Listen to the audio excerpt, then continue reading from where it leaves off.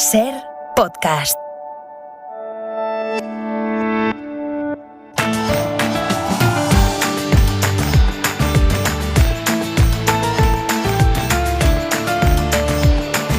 En la cadena Ser, La Ventana, con Marta del Vado.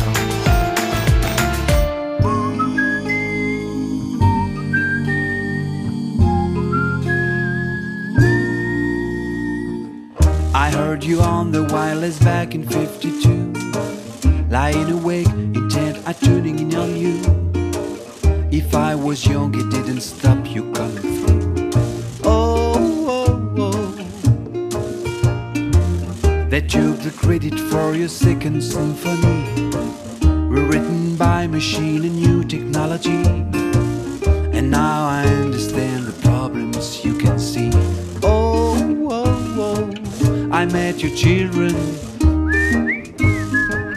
Why did you tell them video killed the radio star? Video killed the radio star. Pictures came and broke your heart. Oh. And now we meet in an abandoned studio. We hear the playback, it seems so long ago. And you remember the jingles used to go. Oh, you were the first one. ¿Qué tal? Buenas tardes. Abrimos la ventana de este jueves 29 de diciembre con Isaías Lafuente aquí a mi ladito. Hola Isaías, buenas tardes. Hola, ¿qué tal? Desde Radio Mallorca, Matías Vallés. Hola Matías. Buenas tardes, Marta. ¿Cómo estás? Isaías, ¿cómo estás? Hola, muy bien. Oye, ya estamos en plena cuenta atrás. Ahora ya sí que sí de este 2022, momento para hacer esa lista de grandes propósitos para el año que viene. Matías, ¿cuál es el tuyo? Pues mira, mi compromiso más que propósito es evitar en 2023 la palabra apocalipsis y todos sus derivados. Colapso, apocalipsis, extinción. Y te lo recordaré, te lo recordaré. Sí, a ver si consiguen conmigo. Y lo hago porque creo que el apocalipsis, que todavía puedo mencionar, ¿no? Porque estamos en 2022, es independiente de nuestra voluntad y de todos estos esfuerzos que hacemos. Y también porque me temo que el apocalipsis ya ha ocurrido mientras nos distraíamos con otros asuntos. O sea que yo quiero un 2023 año vintage en que hablemos de elecciones, las del 28 de mayo, las de diciembre, las generales, y no de colapsos y de extinción de la humanidad. Me gusta ese propósito. ¿El tuyo, Isaías? Uy. Vamos a ver, es que ya no es la primera vez que tengo este propósito aquí delante del micrófono. Venga, dejar de fumar. Venga. Y espero que en 2023 no tenga que escribir un día la palabra incumplidor, que es una palabra muy bonita, pero espero que no la tenga que escribir. Pero a lo mejor tu salud se basa en fumar, Isaías. Piensa en Santiago Carrillo, Winston Churchill. Ya, no lo veo.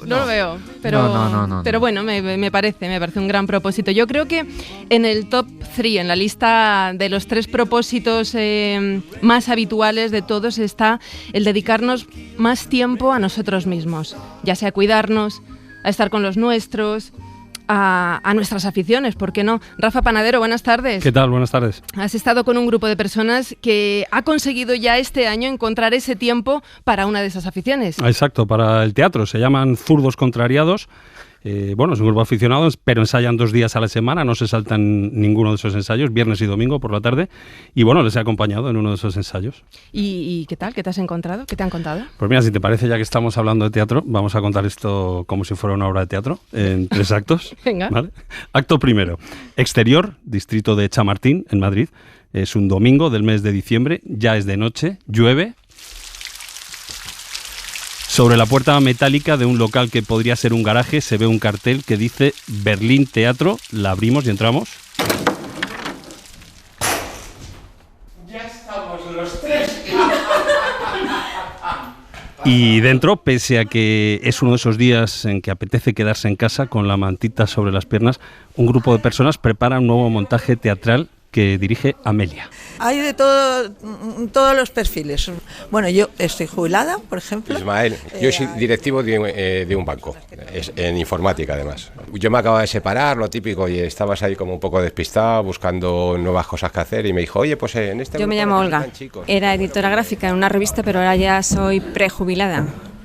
mayor problema es gente que hay más joven, como Esther, por ejemplo, que tiene hijos pequeños, que aquí están, y que es más difícil, se los tiene que traer para poder dedicarse a lo que le gustan. Trabajo en una compañía de seguros, en el departamento de facturación.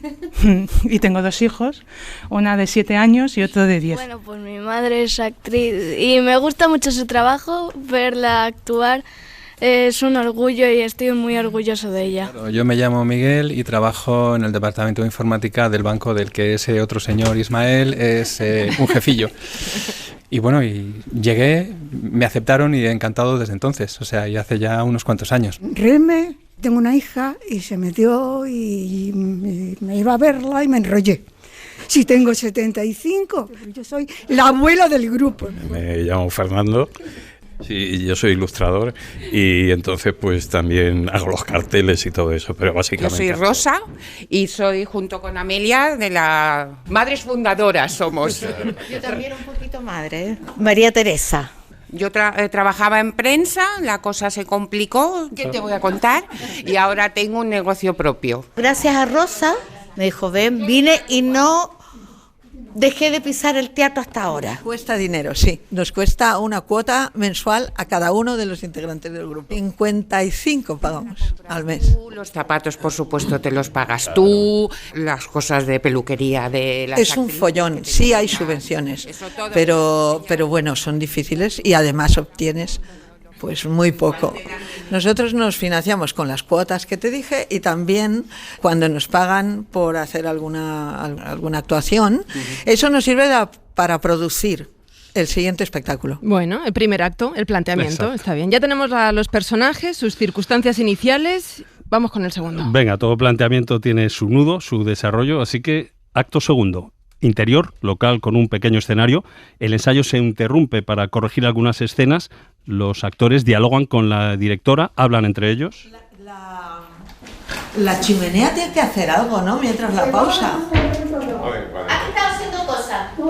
No, pero no se te avisa. No. Y nos explican qué encuentran en esto del teatro más allá de lo que es puro teatro. Pero el teatro, y te hablo ya desde el punto de vista profesional, te da muchísimas cosas. Quiero decir, yo desde que vengo al teatro, cuando tengo que dar una charla o una exposición, lo hago infinitamente mejor, soy mucho más consciente de lo que está pasando a mi alrededor. Y luego desde el punto de vista humano también es enriquecedor. A mí me da mucha energía, me da vitalidad y me da mucha independencia. Porque tú eres madre de, cuando empiezas a ser madre, y entonces esto es como una parte de mí. Yo soy Esther aquí. Y haces cosas que pues, no te atreves a hacer. Yo soy una persona muy tímida, pero gracias a esto pues me desenvuelvo mucho mejor, sin dejar de ser tímido, eso sí. Pero ahí estoy haciendo cosas. No, y luego además es una disciplina personal, porque no es cuestión de venir aquí, que tú tienes que venir aquí con el papel medianamente aprendido. Todo esto lo tienes que estudiar en casa y tal, y no sé, es un enriquecimiento. A mí me reta. Me estimula, yo me meto en todo. Además de actriz, yo soy la costurera del grupo. O sea que lo mismo te hago un monólogo que un traje. Y es el teatro, es lo más. Es lo más. Aquí ya empieza a haber sustancia. Pasan cosas, los protagonistas sufren cambios, el teatro es lo más que decía esta señora. A ver cómo acaba esto. Claro, vamos ya con el desenlace, ¿no? Resolución del conflicto, máxima tensión dramática. ¿Seguirán con esto el teatro en 2023? ¿Cederán a otras presiones, a otras obligaciones laborales o familiares? Acto tercero. Interior, bar de la esquina.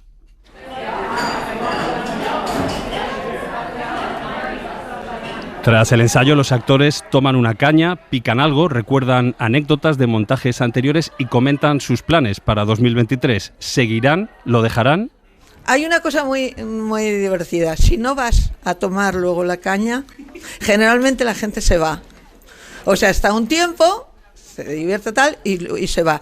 El teatro se hace en grupo. Es muy importante que luego tengas una relación personal. Y mi chica es del grupo también, o sea que te da muchas cosas, ¿no? Pero a mí siempre me gusta decir... Digo todo, la conocí aquí en el grupo. La conocí en el grupo, sí, por también eso. Se liga a veces.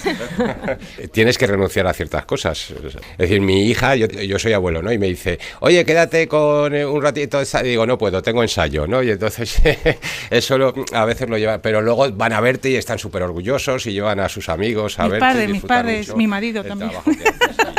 Están totalmente en contra de que haga esto, absolutamente. Sí, mi madre sobre todo dice que teniendo hijos que cómo puedo seguir haciendo estas tonterías que voy a seguir haciendo. Bueno, verla ensayar pues es divertido y si a ella le gusta que lo haga. Sí. El año y medio primero de cada uno de ellos es cuando lo he tenido que dejar. Y ahora estoy un poco pues a tiempo, pues no a tope como antes, porque ellos te reclaman y tal, pero sí que yo tengo claro que estoy aquí y seguiré aquí, vamos. Sí, Estuve a punto de dejarlo, no porque no quisiera, sino porque no me daba la energía, ni la vida, ni la cabeza para tanto esfuerzo. Pero me di cuenta de que me sentía peor cuando no venía. Aunque esté muerta, cansadísima y diga no quiero ir, cuando entro por la puerta y nos ponemos, es que se me pasa. Es que se me pasa. A veces da pereza, pero es que el retorno es siempre mucho mayor, es mucho más gratificante. Y bueno, sí, hay que invertir tiempo, hay que invertir dinero, pero es que vale la pena. Y cae el telón. Aquí, Marta, aplausos, ¿no? No íbamos a dejar sin aplausos del montaje, ¿no? No, ha estado bien la obra, la verdad. Pero ¿cómo se llama la otra obra, la que ellos están preparando? Bueno, la obra que están preparando se llama 25 años menos un día, de Antonio Álamo. El estreno lo tienen ya previsto para el mes de febrero en el Teatro La Grada de Madrid. Apúntalo por si quieres ir. Sí. Queda... Oye, ¿te has enterado o te han contado por qué se llaman zurdos contrariados o es un misterio? No, tiene su explicación. Cuando empezaron hace ya 20 años, hacían muchas obras de teatro clásico español, siglos XV, XVI, y entonces resulta que muchos de los actores del grupo eran zurdos. Bueno. Y en esas obras había que sacar una espada, una pluma para escribir, un abanico, y en esa época estaba mal visto hacer eso con la mano izquierda. Con lo cual se creó la sensación de zurdos contrariados y de ahí viene el nombre. Estupendo nombre. La dedicación que tienen, Rafa, no es de aficionados, no es un enfoque amateur, es decir, ellos parecen profesionales, ¿no? Hablan buscan la habilidad, el ensayo, el verse, la sensación de comunidad. ¿Ellos cómo se consideran a sí mismos? No, ellos se consideran aficionados y bueno, salvo alguno que está jubilado, mantienen sus profesiones y sus ocupaciones. Pero es verdad que se lo toman muy en serio y bueno, yo por lo que vi en ese ensayo, que asistí entero al ensayo y tengo muchas ganas de ir a la obra, por cierto, en febrero, merece la pena. Si queréis más información, zurdoscontrariados.com es donde se puede ver lo que es su trabajo y bueno, la calidad y lo en serio que se lo toman a pesar de ser aficionados. Me ha encantado ese momento de la mujer que dice, mi madre dice que qué pinto aquí y después su hijo diciendo, oye, si mi madre disfruta con esto, pues que lo haga, ¿no? Me ha parecido maravilloso. Y exponer el ensayo para evadir los compromisos de abuelo, ¿no? El abuelo no ejerce de abuelo porque se va al teatro. Sí, te quedas con los niños y dices, no, tengo ensayo. Eso no se negocia. Lo tenía claro, Ismael. Oye, ¿y tu lista de propósitos?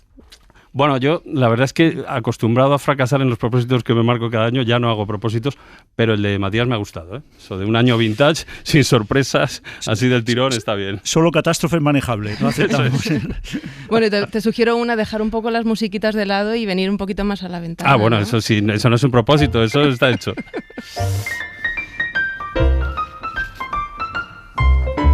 Bitty boppy Betty, bitty boppy Betty, bitty boppy Betty boo boo.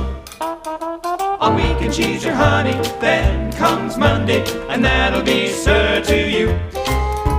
Pues ya que has dicho que está hecho, te invito a que te quedes un poquito más en la ventana. Son días de nuevos propósitos, de balances de año, de felicitaciones a todas horas, unas personalizadas, otras muchas, quizás demasiadas, indiscriminadas, y me consta, Isaías, que esto te irrita un poquitín.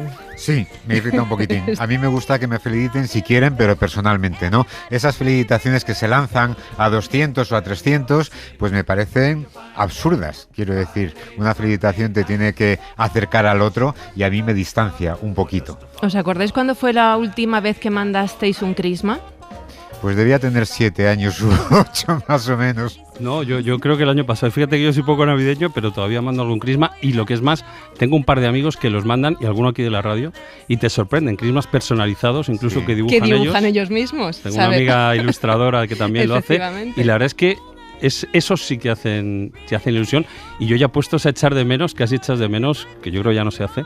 Yo recuerdo de pequeño que llamaban a la puerta, ¿no? El barrendero, el cartero, te daban la tarjetita de felicitación, que en realidad lo que pedían era el aguinaldo, ¿no? Sí. Pero digamos que eso también ha pasado la historia. Ahora son 35 felicitaciones para enviar por WhatsApp, lo que te encuentras, ¿no? Sí. Es como, enlazando con la canción con la que arrancabas, ¿no? Es como el WhatsApp mató a la estrella del aguinaldo, ¿no? Sí. Yo siempre he sido más receptor que emisor y la contabilidad de este año año es tremenda. Es decir, he recibido 3 postales de papel, de cartón, cartulina, frente a unas 50 que solía recibir habitualmente. Es decir, yo creo que esta es la desproporción que existe. Y en cuanto a la basura digital que comentabais y que denigrabais, pues yo, por fortuna, este año he recibido menos, pero desde luego no respondo a ninguna, digamos, felicitación que no cite mi nombre expresamente, aunque supongo que eso ya también lo puede conseguir un algoritmo, ¿no? La inteligencia artificial, pero si no me mencionan un dato concreto que se refiere a mí, pues no respondes. En Estados Unidos, fíjate que se lleva mucho esto de hacerse la foto familiar detrás del árbol con el pijama todos iguales. Y yo recuerdo que me llegaban un montón de crismas con familias de gente que yo no conocía porque no me las mandaban a mí, llegaban a la dirección de la casa de la persona que vivía antes en esa casa de alquiler, pero yo las ponía todas ahí. Eso te iba a decir, ¿no tendrías la tentación de responderles con el mismo pero las ponía todas ahí, entonces tenía como 20 felicitaciones de gente, de fotos con gente que yo no sabía quiénes eran. Oye, pues mira, la familia real en pijama romperían con el crisma no des ideas, del año 2023. Si es necesario. Cristina del Casar ha bajado a Gran Vía y ha preguntado a la gente si ellos felicitan las fiestas. No, la verdad es que no. No lo he hecho en la vida, creo. Además, no voy a empezar ahora que ya no es plan. Lo hacía en el cole, yo creo, que nos hacían hacer crismas así dibujados y luego se los enviabas a tu familia. Pues desde que existe el WhatsApp, no sé, no he enviado crismas. Las hemos recibido y no hemos mandado nada. Pero no aquí en España, en Estados Unidos. Sobre todo mucho con fotos de las familias, de todos reunidos y tal. Puro WhatsApp. Más rápido, más cómodo. Pero es más bonito recibir la tarjeta. Un GIF bonito también. A una amiga. Siempre nos hacemos una foto o fotos que tenemos de recuerdos del año. Y en mi caso se los envío a ella con algún mensaje de Feliz Navidad o alguna dedicatoria especial. Yo el último crisma que recibí, de hecho, fue de ella. Yo paso. Soy un Grinch. El otro día enviamos nosotros a gente del pueblo. Escrita a boli, a mano. Un par de estampitas, eso y mandado. Ah, bueno, sí, la empresa mía sí que todavía sigue mandando crismas, pero yo creo que la verdad es que cada vez está desapareciendo más el tema ese de los crismas y todo ese tipo de cosas. Pues aunque pueda parecer que no todavía, hay gente que compra tarjetas de Navidad, felicitaciones en papel para mandarlas por correo y también hay, claro, quien las diseña. David Basa, buenas tardes. Hola, muy buenas tardes. David Basa es comercial de la empresa Felicitaciones Creativas, que tiene sede en Francia y que vende pues felicitaciones y crismas en varios países de Europa, también en España. David, ¿se siguen comprando muchas postales navideñas y en algún país más que en otros? Sí, es así. Mira, nosotros tenemos distintos tipos de postales navideñas, felicitaciones creativas. Sobre todo, yo estoy especializado en trabajar con empresas, pero también trabajamos por particulares. Tenemos felicitaciones en papel y también digitales o con chocolate. Sí que es verdad que las más vendidas siguen siendo las que son en papel todavía, efectivamente. Entonces la gente no pierde esa curiosidad, digamos, tradición de felicitar en papel como se hacía antes. Sí que es verdad que este año, respecto al año pasado, han subido las felicitaciones, las ventas de felicitaciones digitales, sobre todo en vídeo, pero las que son en papel son las más vendidas todavía. David, a la palabra felicitaciones le añadís creativas, ¿no? Yo he visto una de Navidad que decía, sí, con que aún revisas tus correos, pues es la oportunidad perfecta. Yo no sé si habría de innovar un poco en los textos, porque los textos son muy repetidos. Quizá poner algún dato negativo, ¿no? Que tengas un feliz año siempre que te lo merezcas o algo así, no sé, cosas de este estilo. O los textos, o el cliente pide textos homogéneos y siempre en el sentido clásico. Sí, normalmente la gente, pues en la felicitación, en la portada, digamos, se pone Feliz Navidad, Feliz Año Nuevo, Felices Fiestas, y luego en el interior sí que es una frase más personalizada, depende del cliente y también de la empresa en ese caso, pero sí, normalmente es bastante estándar la frase, a no ser que hay empresas y clientes que ya son más creativos y que ponen, por ejemplo, poemas, dedicatorias y ese tipo de cosas que son más personalizadas y también más bonitas quizás. Y con respecto a otros países, David, ¿se felicita igual el año, por ejemplo, en España que en Alemania o que en Francia? No, nosotros trabajamos, trabajamos con el país Francia, luego tenemos también en España, en Alemania y los países germanófonos, y luego también en Países Bajos. Y bueno, los países funcionan bastante distintos, sobre todo que, por ejemplo, mira, en España y en Alemania, en Países Bajos, nuestras felicitaciones son horizontales. En cambio, en Francia, estas no tienen éxito y se tienen que vender las que son cuadradas. Bueno, básicamente empezaron desde Francia a vender las cuadradas y luego cuando entraron en España, pues vieron que las cuadradas no se vendían. Entonces, pues vamos a por las rectangulares. Y luego en Francia sí que es verdad que es muy típico felicitar por fin de año y no por Navidad. O sea, ahí la gente felicita para desear un feliz año, bueno, que ponen meilleur vœu, que quiere decir en francés mis mejores deseos, y bueno, y es la tradición de ahí. En Alemania sí que es bastante como en España en el sentido de felicitar en papel, en este caso. David, ya sabes que en casa de herrero cuchillo de palo, ¿y lo tuyo qué? ¿Tú felicitas también con postal escrita a mano? ¿Se lo encargas a otra empresa? ¿Qué haces? No digas WhatsApp. Tengo mi secreto. ¿Tienes tu secreto? Vale. Claro. Bueno. Y en España, he querido entender, ¿predominan todavía las felicitaciones de Navidad sobre las de Año Nuevo? Sí, es que es eso, o sea, ya no se vende por Año Nuevo ni por Reyes, tampoco, que tenemos felicitaciones para Reyes. No, la gente está muy, estancada, tampoco podría decirlo así, pero como felicitar por Navidad, ¿no? Que si la felicitación no llega antes del 25 ya no vale la pena enviarla. Ya. ¿Y cuánto cuesta ahora una tarjeta en papel, por ejemplo? A ver, una tarjeta, nuestras tarifas van del 0,79 a 0,99, dependiendo también de los acabados que haya y de la personalización también. Luego, por ejemplo, el precio que te he dicho, este es el precio por la felicitación en blanco, que es una felicitación que hay la portada y la parte trasera impresas y con el motivo de Navidad y todo esto, pero luego el interior es en blanco. Estas son para personalizar tú mismo a mano. Luego sí que hay otras que puedes imprimirlo todo, que esto ya es más para, no es tan personalizado, digamos. ¿Y cuándo se empiezan a hacer los pedidos de la gente o las empresas que quieren mandar felicitaciones en papel? En España este año hemos empezado en septiembre a tener algunos pedidos. Sí que el boom fuerte es a mediados de noviembre, todo el mundo se despierta en plan, necesito mis felicitaciones, pero esto en septiembre. Luego sí que sorprende que en otros países tipo más nórdicos, Alemania, Países Bajos, en junio ya empiezan muchas empresas a pedir y a ser más previsores en ese sentido. ¿Las felicitaciones digitales, David, tienen el mismo contenido, la misma decoración, la misma ilustración o tienen un lenguaje propio? Sí, lo que hacemos nosotros es diseñamos unas en papel y luego las adaptamos a lo digital. Y luego las adaptamos en una imagen, que tenemos las tarjetas Navidad de Navidad digitales, que es como la típica postal, pero en imagen, que estas se venden menos porque las que se venden más son las creaciones animadas en vídeo, que es es el motivo de la postal en papel, pues lo trasladamos a una animación en vídeo, y esto gusta mucho a las empresas y lo usan mucho, la verdad. Pues David Bassa, comercial de la empresa Felicitaciones Creativas, muchísimas gracias por asomarte a la ventana. Muchas gracias a vosotros. Y feliz año. Que tengáis buen día. Igualmente, feliz año. Adiós. Esto de las felicitaciones nos está dando mucho de sí, también para elegir la palabra del día de hoy. Claro que sí. La palabra del día, con Isaías Lafuente. Y la palabra es Christmas.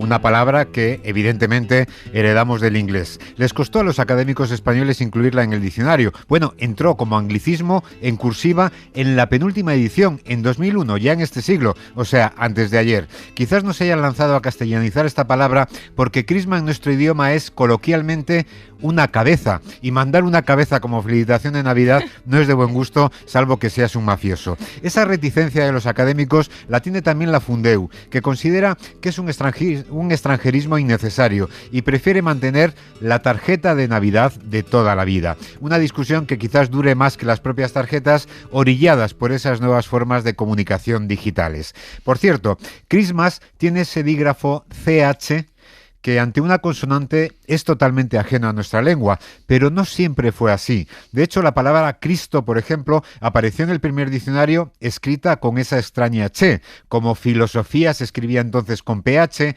teatro se escribía con TH y ortografía se escribía con ambas. Pero, mientras la PH y la TH desaparecieron, por fortuna para nosotros, en el segundo diccionario, ese Cristo se mantuvo durante todo el siglo XVIII. Puede que algunos académicos lo propusieran, mientras otros montaran un Cristo ante esa posibilidad.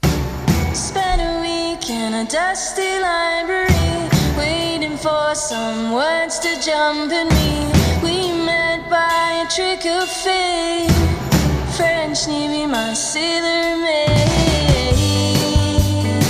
We met by the moon on the silvery lake. You came my way, said I want you to stay.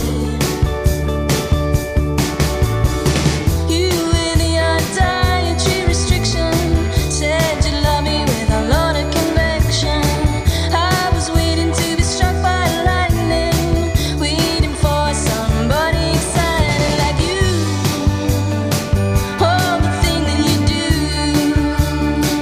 you make me go ooh. Bueno, Rafa, entonces te esperamos aquí un poco más en 2023. Eso te iba a decir cuándo vuelvo, la semana que viene ya. ¿O? Se va a llamar la sección A Ventanear, que son 2 días. ¿Eh? O Un con la beso, música a otra Rafa. parte. 45 O algo ventanas. así. Venga.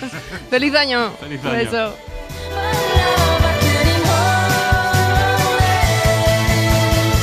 I'll be criticized for lending at my heart. I was criticized for letting you break my heart. Why would I stand for disappointed legs?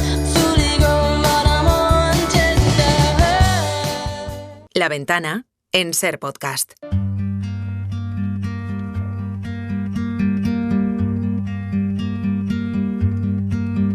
Invierno y el dinero se acaba y cada vez somos más nada y nada que hacer que no haga. Bienvenidos a mi infierno donde las horas pasan largas y no entiendes mis palabras cuando digo que todo va a ser bueno. Invierno, abrázame fuerte en la cama, no me hagas pensar que hay hueco, pon tu espalda en mi pecho, que no voy a hacerte nada, a mí no me tengas miedo. No lloras porque te aguantas.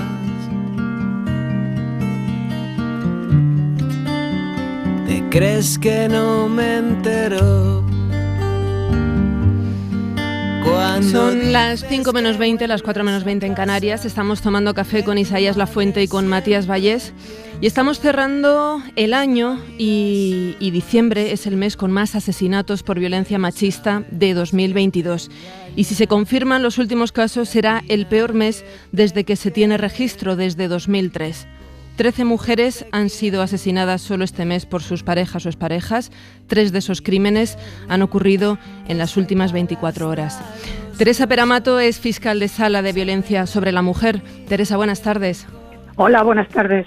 Por intentar entender algo de este sinsentido tan insoportable, ¿le encuentra alguna explicación a este repunte de crímenes machistas?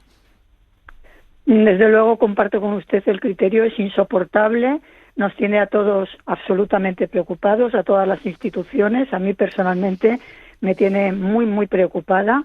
Es un repunte que es muy difícil de explicar.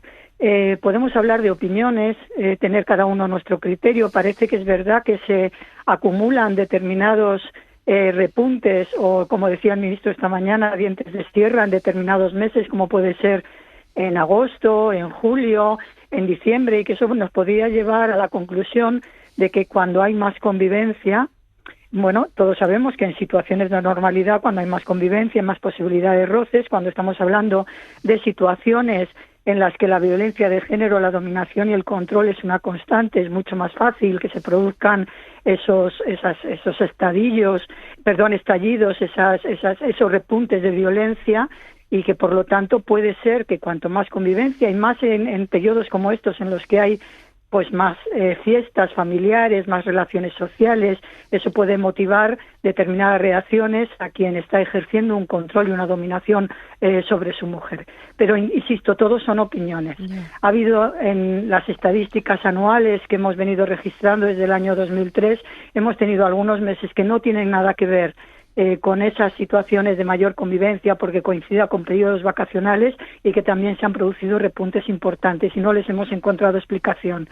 Esta mañana decía el ministro que no se encuentra, por los que están haciendo los estudios y las investigaciones, un factor de temporalidad o de estacionalidad que pueda determinarse como factor determinante. Bueno, yo creo que son los expertos los que nos tienen que analizar este tipo de circunstancias para encontrar alguna razón a este sinsentido, como usted decía, que a mí me parece que es inexplicable, de verdad. Teresa, en estos casos había denuncias previas en más de la mitad. Y eso es más de la media, ¿no? Creo que suele ser una denuncia de cada 4 víctimas. Ahora el ministro de Interior ha ordenado intensificar las medidas de protección a las víctimas por un lado y que se extremen las actuaciones contra los maltratadores por otro.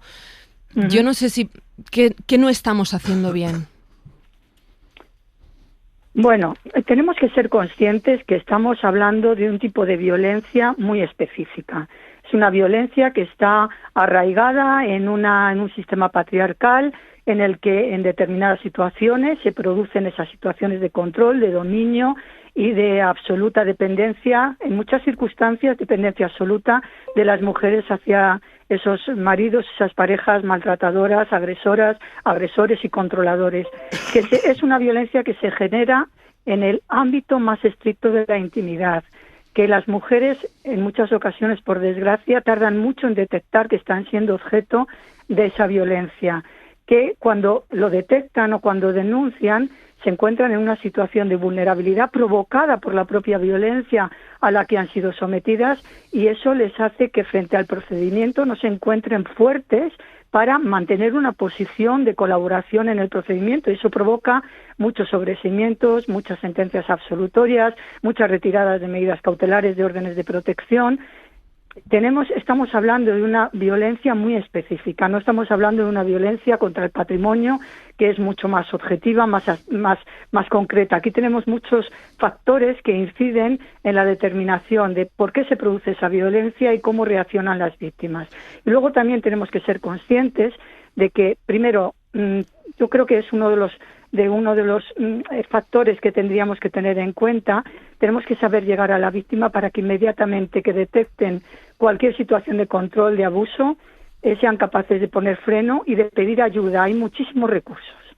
Tienen muchos recursos a su disposición para que se acerquen y busquen la ayuda, y que todos los que estamos cerca de las mujeres que se encuentren en situaciones semejantes también sepamos reaccionar. Obviamente la justicia tiene que dar una respuesta y tendremos que intensificar también nuestra respuesta, mejorar nuestra actuación, pero muchas son si hablamos de un 40 o 45% en este mes de diciembre, que el porcentaje es inferior en lo que va de año, pero claro, si esas mujeres que pudieron dar el paso adelante, luego no se mantuvieron fuertes para mantener una posición activa en el procedimiento, para colaborar en el procedimiento, y estamos hablando de actos de violencia que se cometen en la más estricta intimidad del domicilio y de la relación de afectividad, pues el procedimiento penal también tiene sus limitaciones. No sé si me estoy explicando bien. Sí, en lo que decía de los dientes de sierra, es verdad, porque por ejemplo la primera década de este siglo, y esa es una evolución positiva, del 2000 al 2010 hubo 6 años con más de 70 asesinatos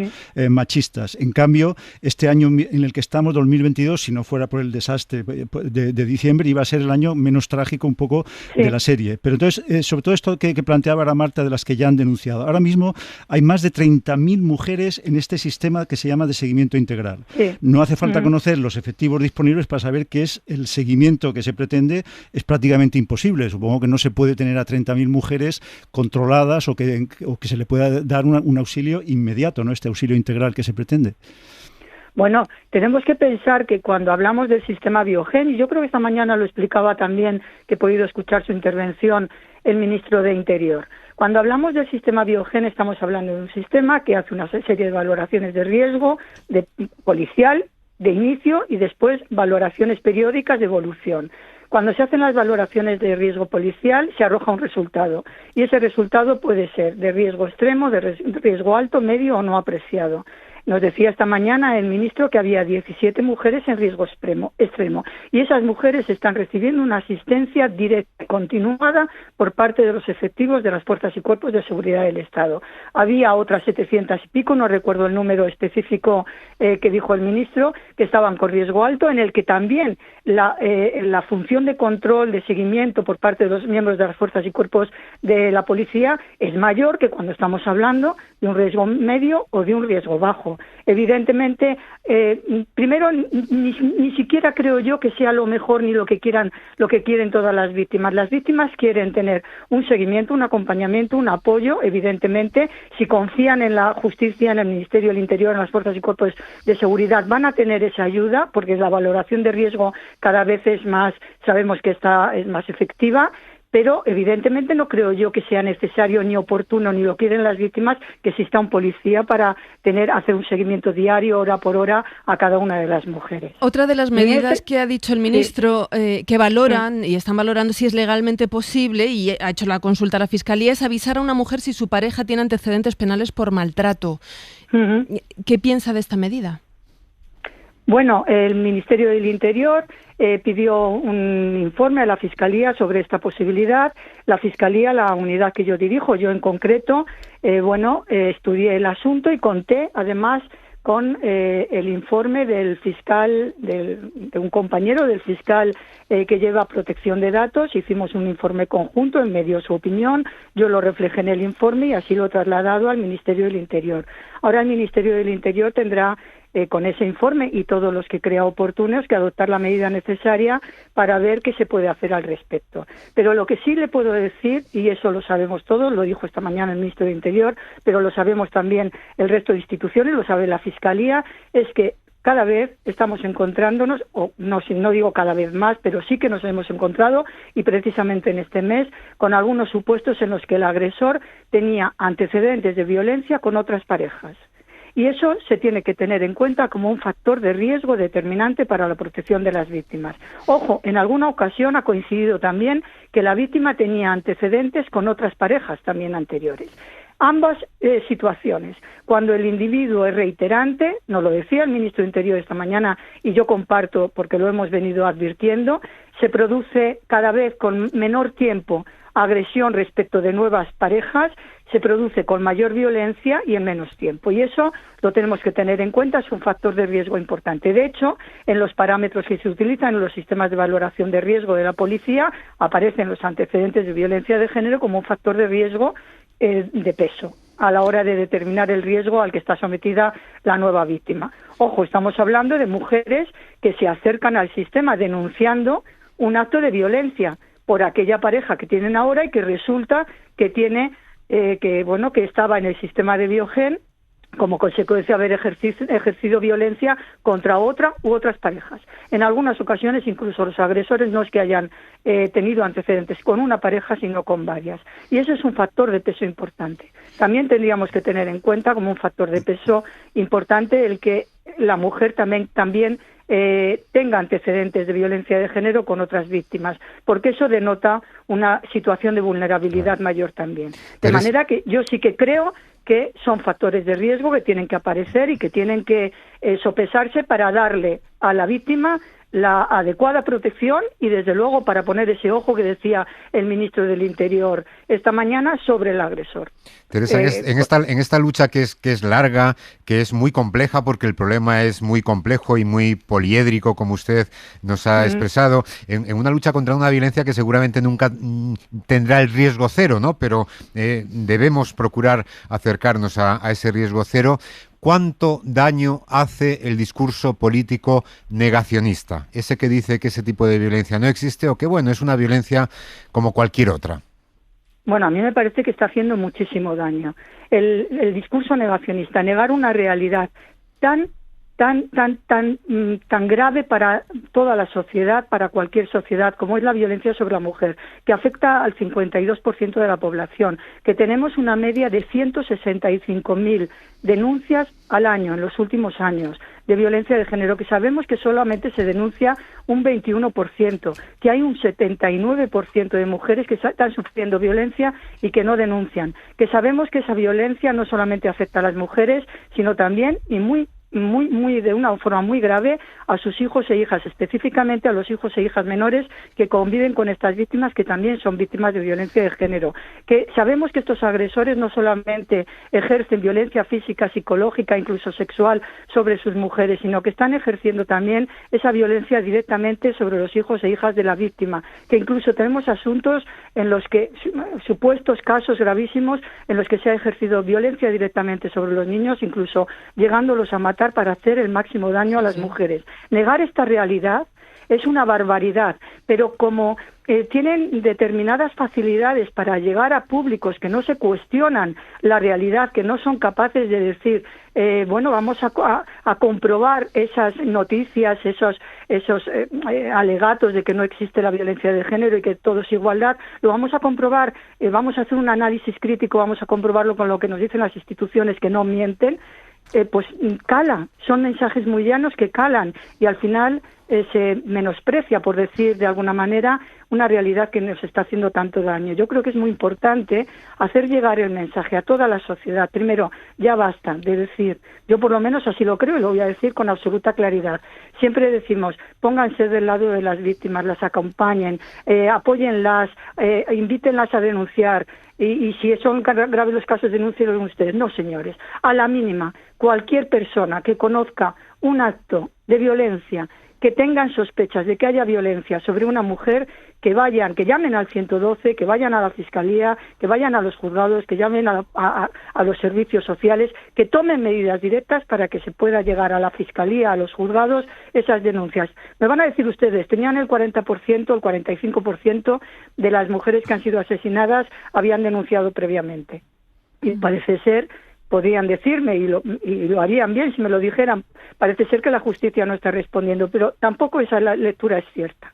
Muchos de los asuntos eran denuncias muy antiguas, había sentencias condenatorias que se habían cumplido, había órdenes de protección que se dejaron sin efecto porque las víctimas que no detectan el riesgo no quieren continuar, no comparecen, no declaran en los procedimientos, se van a convivir en algunas ocasiones, y esto no es culpabilizar para nada a las víctimas, todo lo contrario, para comprender la situación en la que se encuentra, se van a convivir con el agresor respecto de quien se les acordó una orden de protección. ¿Falla la justicia? Posiblemente, yo no voy a negarlo y tendremos que mejorar mucho, pero sabemos que la única manera en la que se puede controlar al agresor es si estos hechos se ponen en conocimiento de la policía y de la justicia. En lo que corresponde a los medios, señora fiscal, en la oleada que se está produciendo ahora, ¿es beneficioso que se le siga dando máxima publicidad a los casos, pormenorizando lo que ha ocurrido, o puede tener efectos contraproducentes?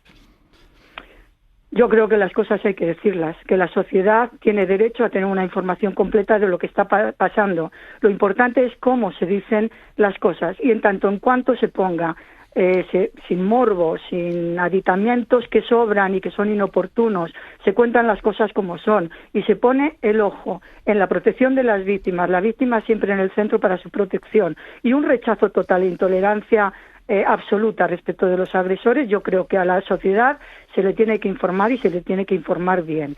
Yo creo que otro de los temas fundamentales es la educación.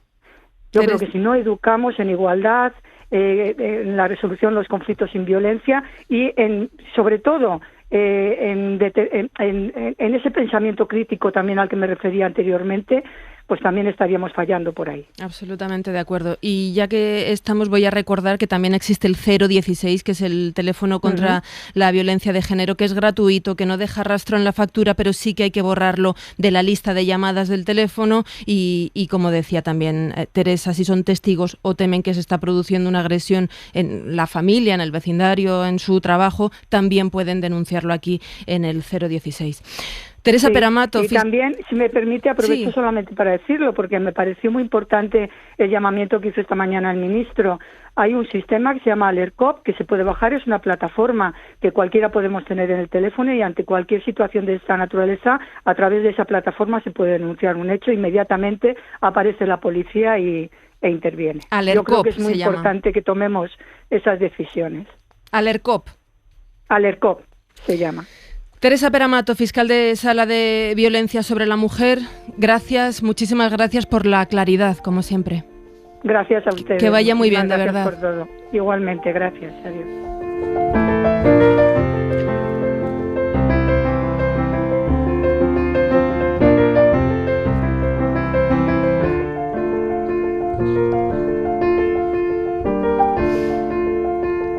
Es que al final, Matías, si no lo contamos, ¿qué nos queda, no? Si no lo explicamos y con esta claridad con la que habla Teresa... No, sin duda. Yo siempre estaré a favor, como ya he dicho, la sociedad tiene que estar informada de todo, pero es verdad que, por ejemplo, con cosas como los suicidios, sabes que hubo esos virajes, ¿no? Al principio no se informa, que decía hace unos años, no se informa de los suicidios y hoy nos dicen al contrario, que sí hay que informar, es decir, son criterios cambiantes y por eso se lo quería preguntar, sobre todo ante la brutalidad inexplicable de 13 asesinatos acumulados en días. Que esto es insoportable, desde luego. Absolutamente.